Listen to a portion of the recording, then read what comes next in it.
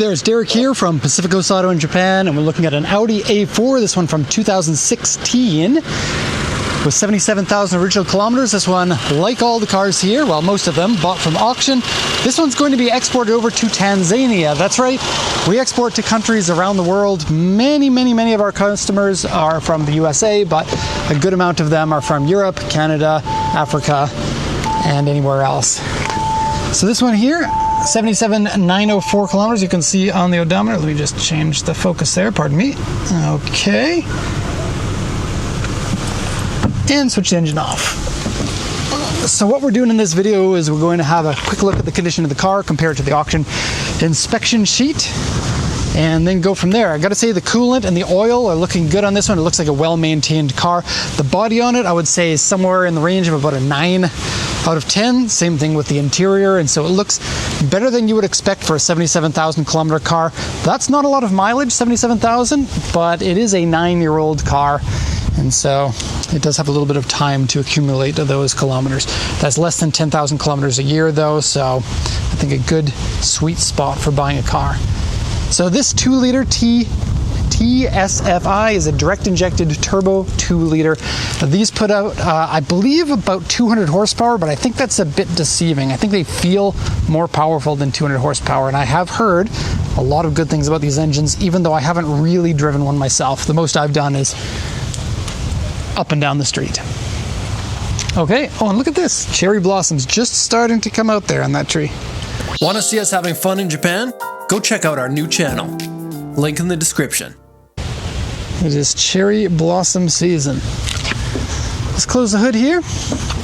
We'll go over the auction inspection sheet first thing. It is a 2016 Audi A4 2.0 TSFI leather package. Auction rate 4.5, interior B, exterior B, 77,874 kilometers. The sales points here: purchase from user, original Navi, digital TV tuner,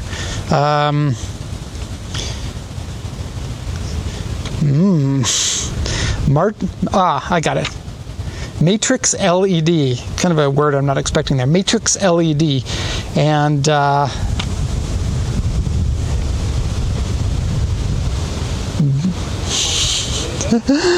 sorry about this. Bachelor cockpit. I don't know what. I get it. Okay, virtual cockpit. The Japanese pronunciation is different. Bachelor cockpito is the Japanese pronunciation, but virtual cockpit, I guess, is what they call it. It's probably a heads-up display or something along the lines of that. And then leather seats. And then a Bang & Olufsen sound system, so it's an upgraded sound system on it. 17-inch optional wheels, so whoever owned this first paid extra money for the optional sportier looking wheels. I think they were pretty nice for an original wheel. And then the report here from the auction inspector says interior dirty, seat has a small amount of wear. Exterior has very small scratches. The suspension area has rust, which I couldn't find, and then winter tires on this one. And then on the body, A1, A1, A1, B1, A1, A1, A1, and a rock chip. I searched the windshield, I couldn't find the rock chip. A1 is a small scratch and B1 is a small dent.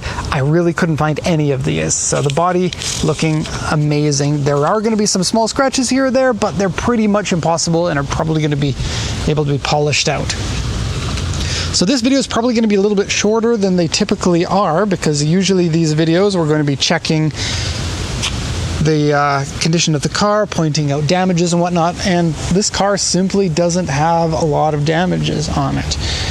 And it is just looking really good. This is my first time shooting this generation of Audi, and I'm glad to say that Audi still has it in this generation. I'm a pretty big fan of anything from Audi, from basically when they released the RS2 until this one. Now, I haven't seen anything newer than this up close and personal. I do like the styling of Audi, and I would say that there was a point in my life where I would have said that BMW is the German brand for me, and I feel like Audi has replaced that. I especially like how you can get so many Audis in station wagon form, and Audi buyers even buy them. You can get Mercedes-Benz and you can get BMW in station wagons, but they don't seem to be the primary one that people are after, unlike Audi is. And so the A4 in the sedan shape, I'm loving it. I love the trunk. I love that these types of vehicles still exist. I'm kind of going to want to go with the wagon personally. So, looking at details here, headlights. It's funny how complicated the inside of a headlight has become. And then these ones, of course, would have the LED strip here, as well as the LED bulbs, as far as I know. This one wasn't an option with fog lights, but it kind of pretends. And then the front spoiler is basically free of any rock chips or anything like that. Hood, paint is looking good. And here's a quick look at the side panel. And you can see that the paint looks nice all the way down. The winter tires on here are Blizzak, so good to see that they're using a name brand tire. Sometimes you'll find a really cheap tire on a car, and that gives you a little bit of a story about how well that was maintained in its previous life. 2018 or a little bit older, you probably want to get new winter tires. Let me rephrase that. You're going to be driving this in Tanzania. I don't think that you need winter tires there. I could be wrong. Maybe there are tall mountains where winter tires are useful, but my guess is that there's not a big market for winter tires in Tanzania.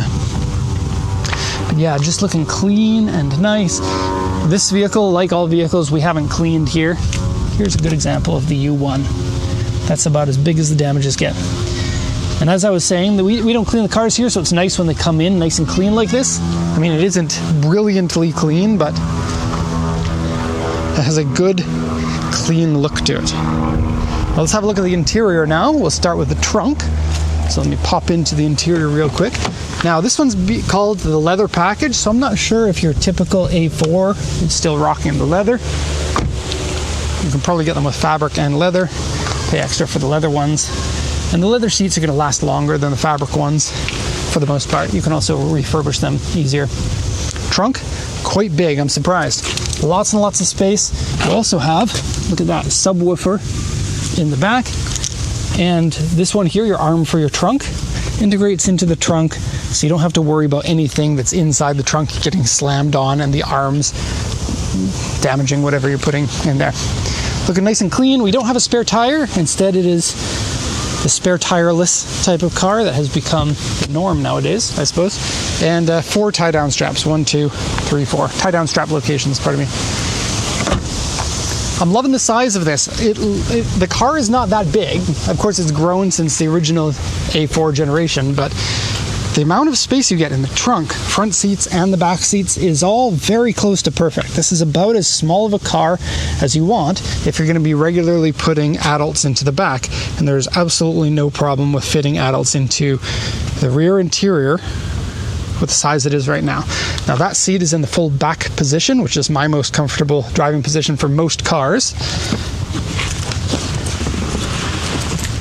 And your knees aren't touching the seat. There are little cutouts to give you a little bit more space if you need, but this feels absolutely fine. And your ratio of cushion from the front to the back is nice and long, and it is tilted backwards, giving you a nice, secure, snug type of feeling. You have climate control AC for the rear, cigarette lighter down here, and speakers that have advertising on them for Bang & Olufsen. You also have a reading light for both people.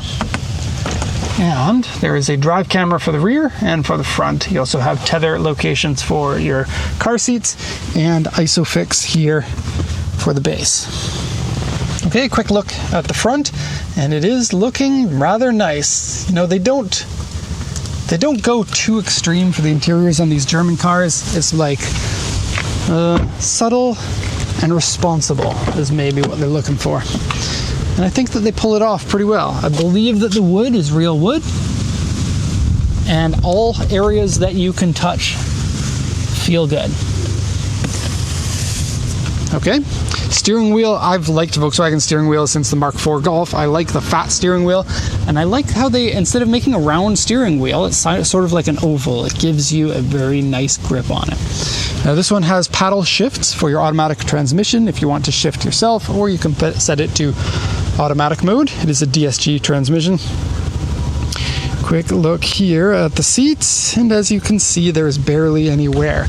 Typically you're going to be searching for wear in the outside bolsters here and here, as well as wrinkles in the seat. Now this one has a bit of wear there and a little bit of wear right in here. Seat belts are beige to match the beige seats. Kind of a neat little thing there. Okay, The digital gauge set, we already saw it, but big fan of what that looks like. I thought it's a very smart looking gauge set. Probably one of your first digital gauge sets was around this time, the 2010 to 2015.